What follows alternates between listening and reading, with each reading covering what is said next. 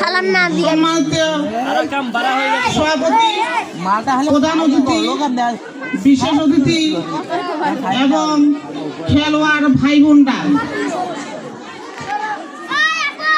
আর এই 10 নম্বর ওয়ার্ডে এই আমার ভাই ভাতিজারা যারা খেলার এই কমিটিতে আছেন এবং এই আয়োজন করেছেন এবং আমাকে এখানে এই মঞ্চে বসার জায়গাটি করে দিয়েছেন, তাদেরকে অনেক অভিনন্দন ও শুভেচ্ছা। সবারই নাম আসলে বলাটা মানে খুব কঠিন হয়ে যাচ্ছে। এই যে সংক্ষেপে বললাম, কিছু মনে করেন না আমার ভাই ভাতিজারা। এখন কথা হলো, আমাদের দেশ নায়ক তারেক রহমান এবং আমাদের জিয়া রহমান এই খেলার মাধ্যমে এই মাদক মুক্ত দেশ গড়তে কিন্তু জিয়া রহমান প্রথমে আমাদেরকে হাত বাড়িয়ে দিয়েছিলেন।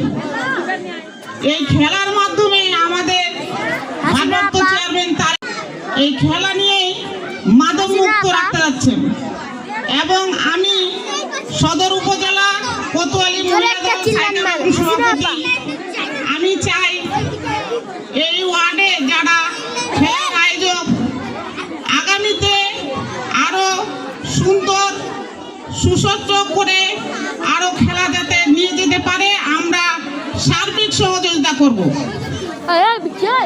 আরো বলতে চাই, এই ছেলেদেরকে আমাদেরকে কিন্তু উৎসাহ দিতে হবে এবং আমরা যেই দল করি বিএনপি জাতীয়বাদী দল, এই জাতীয়বাদী দল খেলার জন্য নির্ভরশীল এবং এই খেলার মাধ্যমেই আমরা বারবার বলতেছি আমাদের ছেলে মেয়ের মাদক মুক্ত করা সম্ভব।